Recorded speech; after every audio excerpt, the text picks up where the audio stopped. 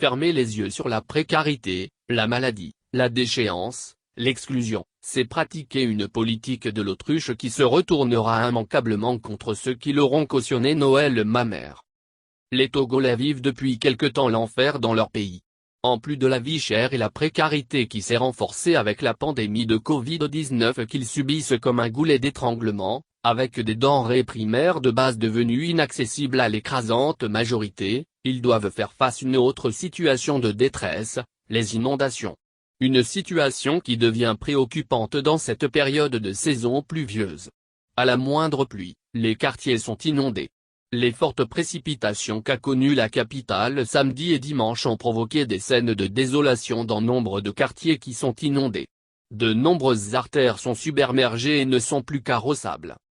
À Niekonakepo, la lagune a débordé de son lit et l'eau s'est engouffrée dans les maisons environnantes et a inondé les chambres. Les populations se retrouvent les pieds dans l'eau.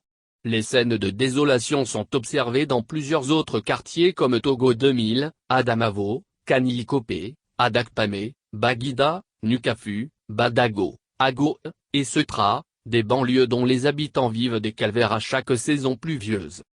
En 2015, lors de la COP21 à Paris, Faure Gnassingbé rassurait pourtant les partenaires du Togo que les inondations sont des histoires anciennes à Lomé.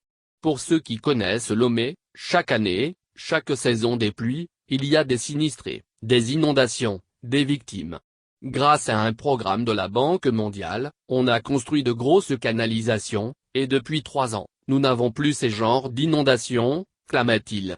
On dirait qu'il est totalement coupé des réalités que vivent ses concitoyens au quotidien. Certes, des infrastructures d'assainissement ont été réalisées dans plusieurs quartiers comme la construction des retenues d'eau et la mise en service d'un 4e lac de drainage des eaux de pluie. Mais les inondations sont récurrentes à Lomé. La capitale est envahie par les eaux à chaque pluie. Aujourd'hui les Togolais semblent orphelins, abandonnés à leur triste sort.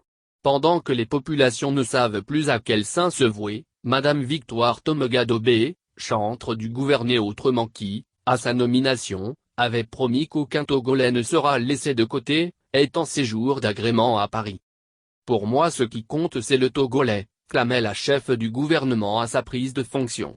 Les Togolais sont actuellement envahis par les eaux et au lieu de parer au plus pressé, le Premier ministre, fait son Omar show à Paris à l'occasion du forum du Conseil français des investisseurs en Afrique qui s'est tenu le 1er juillet 2021. À l'en croire, tout irait pour le mieux dans le meilleur des mondes au Togo. Le pays va très bien, a-t-elle asséné à l'ouverture du forum. Ensuite, elle s'était penchée dans les médias internationaux sur les défis sécuritaires auxquels le Togo est confronté au nord avec la menace djihadiste au Sahel, et au sud, avec la piraterie dans le golfe de Guinée. Pendant que les Togolais sont sinistrés. Il n'en fallait pas plus pour déclencher l'indignation de ses compatriotes. Madame Tomogadob, vous avez plus urgent à faire pour ces hommes, ces femmes et ces enfants, que de venir à Paris, parler du climat des affaires. Vous êtes payé pour résoudre avant tout les problèmes des Togolais. Venir vendre le Togo, comme une terre d'investissement, dépend aussi de l'image du pays, des conditions de vie des populations et de votre capacité à gérer le quotidien de vos populations, c'est emporter un compatriote de la diaspora.